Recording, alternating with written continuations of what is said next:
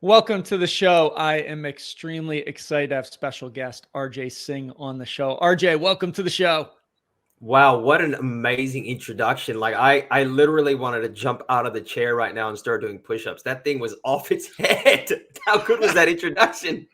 Oh, thanks, man. I greatly appreciate it. And that's one of the things, like, I love energy, and I know we're gonna have such a fantastic discussion today. And it's all about raising the awareness for others, right? Of what's an edge that they can leverage and use in life to step into the greatest version of themselves. So let's get right into your edge. I love hitting hard right off the bat. Then we'll do a little backstory, and I know we'll organically go to some great places. So, your edge as far as making the connection between your experiences and then applying the lessons and the power of habits. Would love to just hear what that means from you and share it with the audience.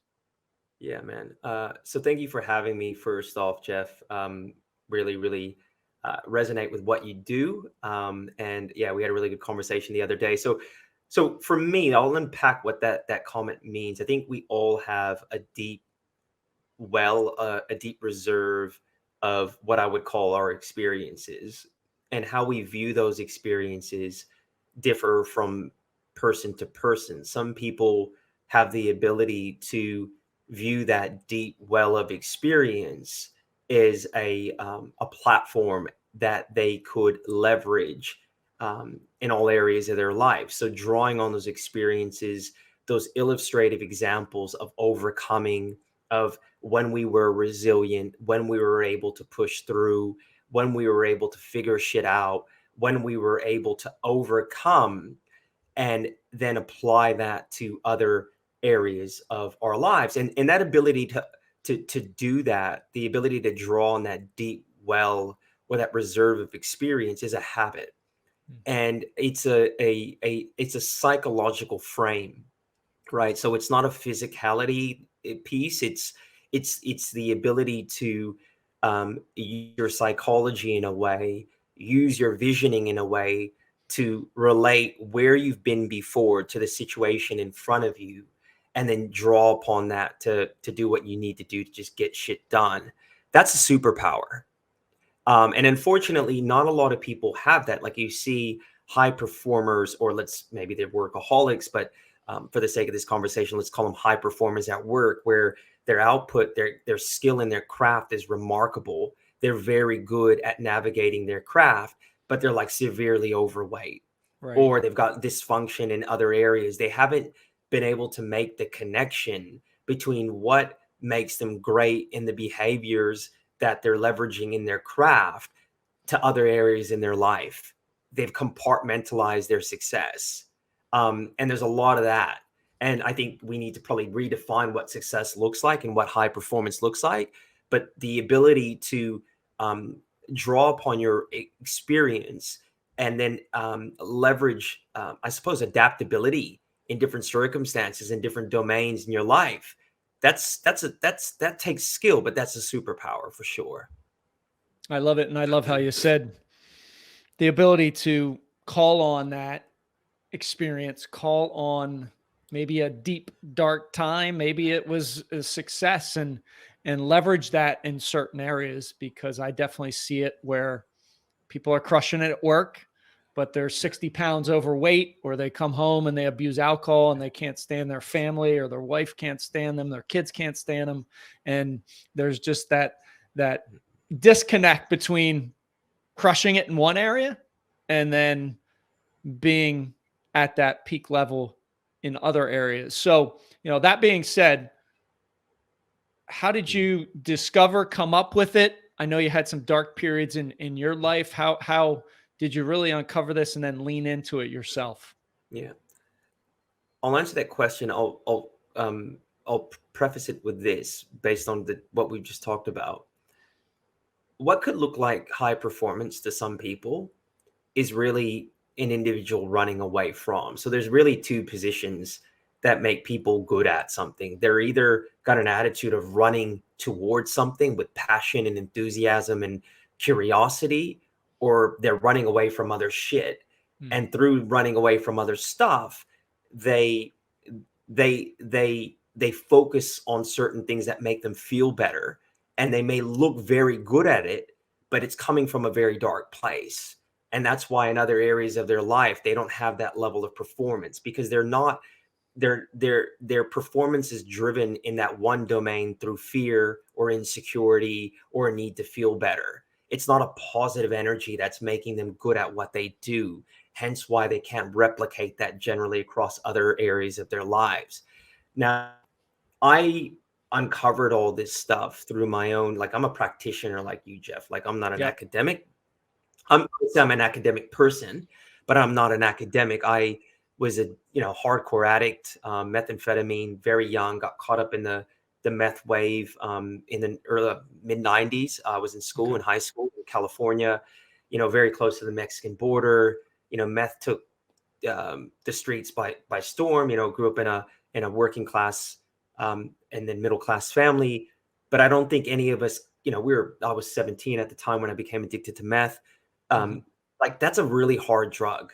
And for someone that's that young, our brains aren't formed. Methamphetamine is a euphoria of a next level, right? Like, it is Yeah. a very, very euphoric high. And I was always kind of predisposed to addiction. Like, I was already drinking alcoholically. I did everything addictively. Like, I was an excellent athlete. I was in the Olympic development program in soccer back in California. So I didn't do anything by half measures. And when alcohol was my first like discovery that really opened up my spirit. But when I did methamphetamine, it took me out. And within 6 months, I was almost, I ended up in the hospital for pneumonia. I was super skinny. I was already, I'd already gotten in trouble with the law. Okay. Um, it was just within a year, it was just, I was in a really bad way. And by the time I was 18, I was already locked up. And I mean, that was a trajectory of violence. And then I realized to control my addiction, I needed to sell drugs, and I was pretty good at it. And then that took me into the subculture of crime. So then I adopted criminal behaviors, Okay.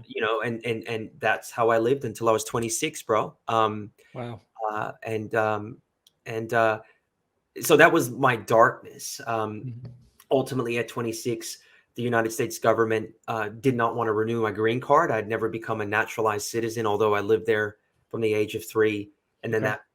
that kind of began the journey of me leaving the country to come here to Australia. Wow. I mean, amazing backstory to where you're at now, right? Ultra Yeah, athlete habits, all those pieces. So I appreciate you sharing and being vulnerable, that yeah, backstory, because that gives so much more credence and value to what we're going to talk about. So 26, back to Australia, had been yeah, in and out of prison, on drugs, selling drugs, dark, deep period in your life. How'd you begin to chip away and come out of it, yeah, and connect those kind of dots to where you're at now, yeah, working with companies, yeah, podcasting, all those things? yeah. And it's so the transition.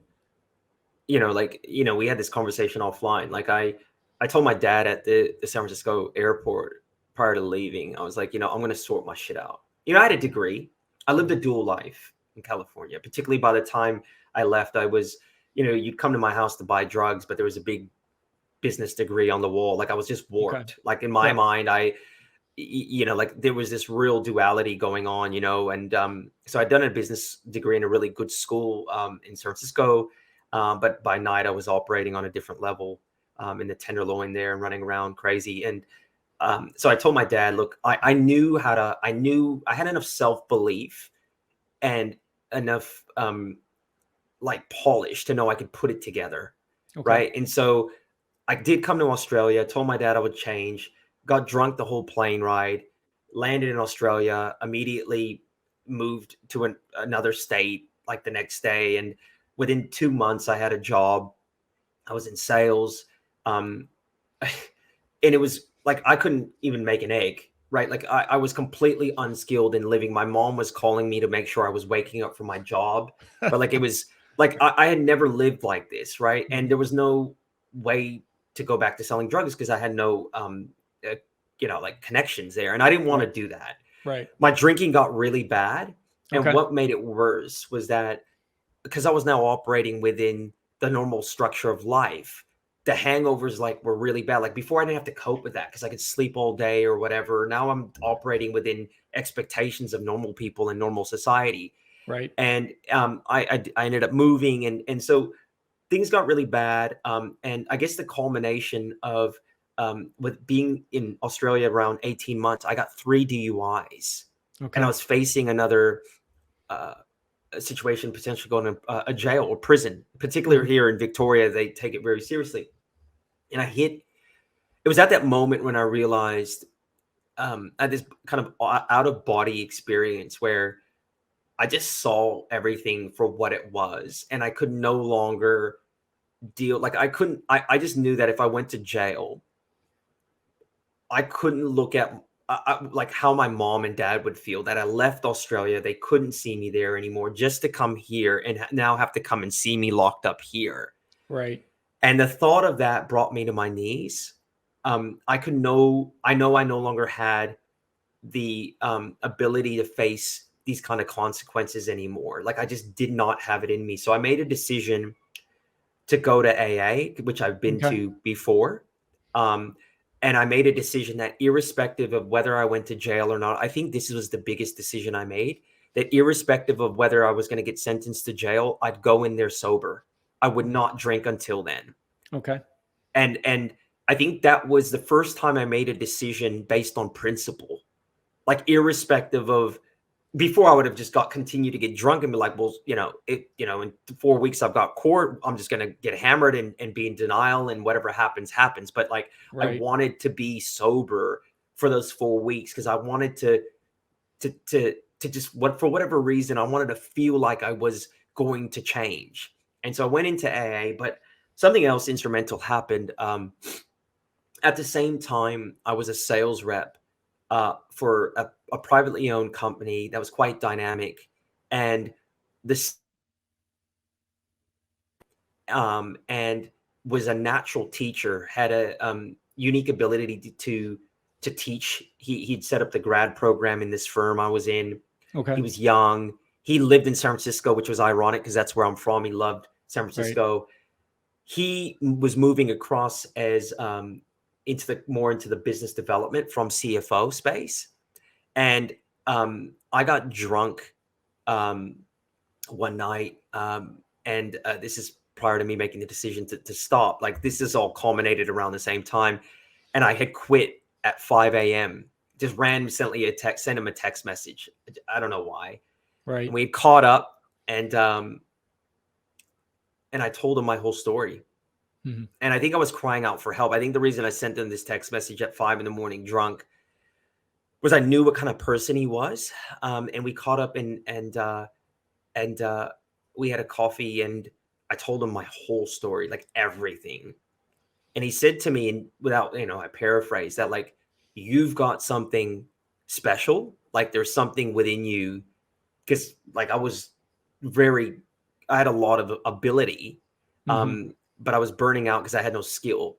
Right. And he basically said to me, like, if you let me kind of take you under my wing for like the next year or two, I'll help you become successful. That's what I paraphrase. And Gotcha. so it was at that moment, and I've got this court stuff going on, that I made that decision that, okay, I'm at a rock bottom. I can no longer drink.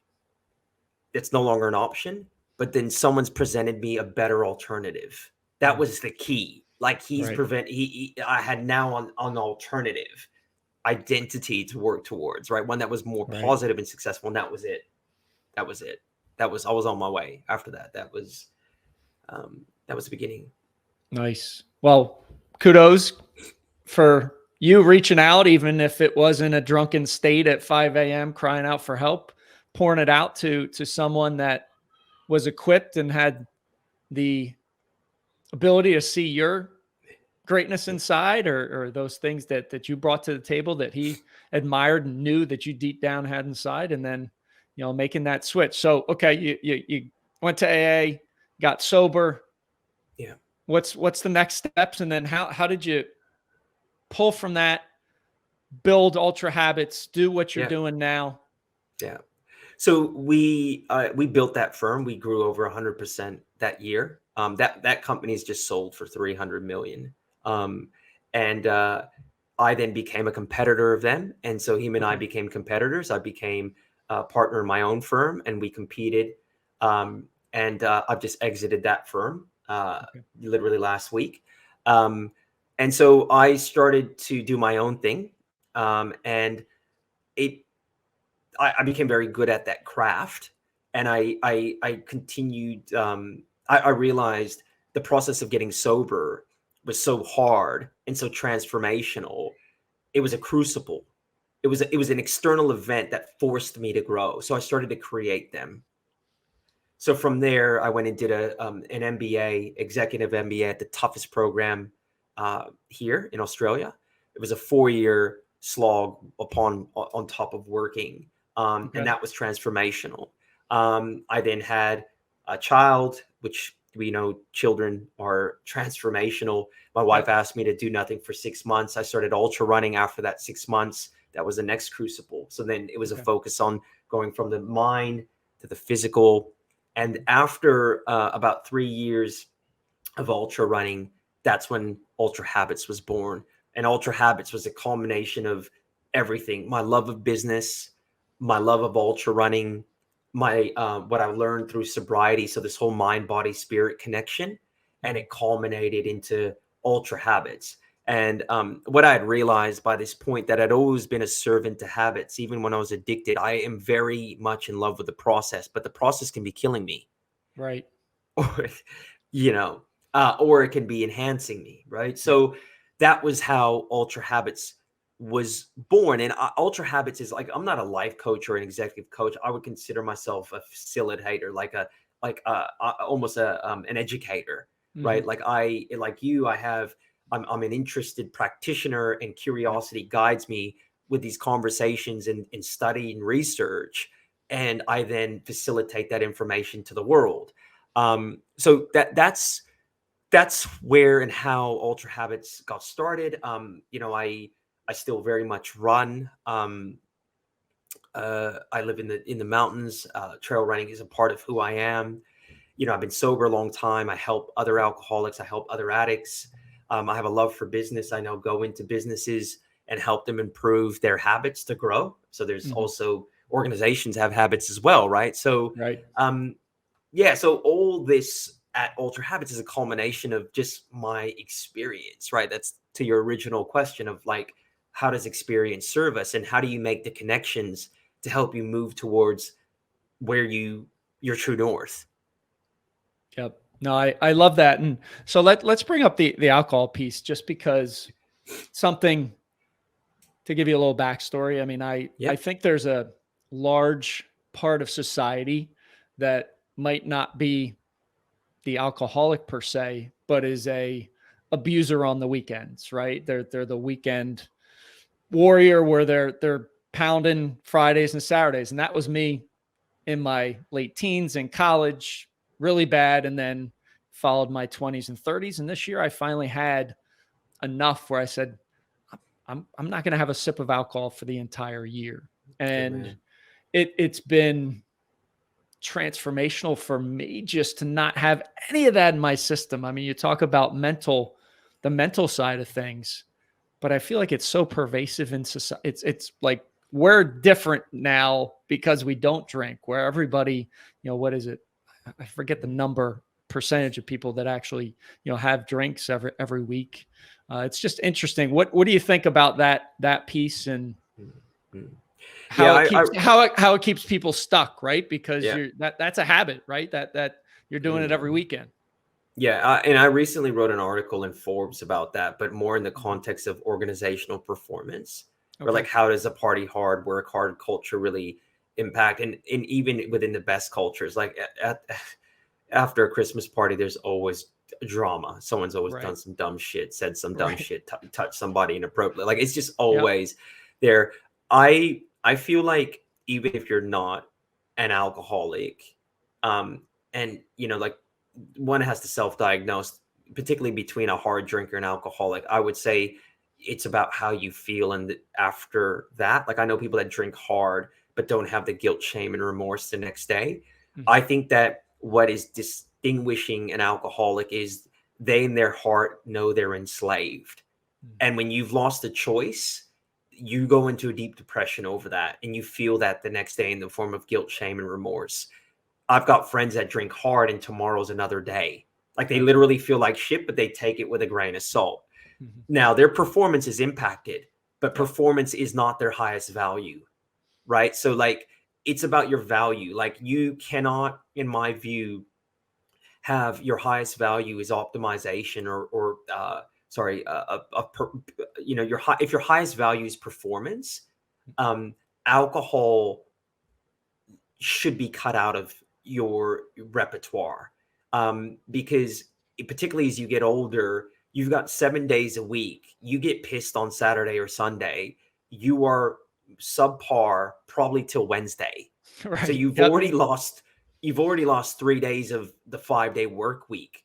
And Mhm. so if you're telling me that you're performance orientated, but you're particularly binge drinking, which could be worse because it's like you almost make up for the fact you're not drinking, you know, on a daily basis, a couple beers here and there, Right. you're not performance orientated. And I think that more people, like as men, uh, we need to take a stand, Mhm. you know, like, and the more examples out there of people like you and myself, people that are crushing it and whatever, or taking a stand and are willing to go against the crowd, um, I don't care what anyone says. The herd respects that. A lot of people are worried about what the herd would say if they get ostracized. Well, people going to ostracize you. They're not your fucking friends. Who Right. cares? Yep. They're fair weather friends, right? Like, Yep. and I think there's a deep sense of satisfaction in taking a stand for what you believe in, irrespective of what the feedback is, right? So that's just my view. I have people say, "Well, could you drink?"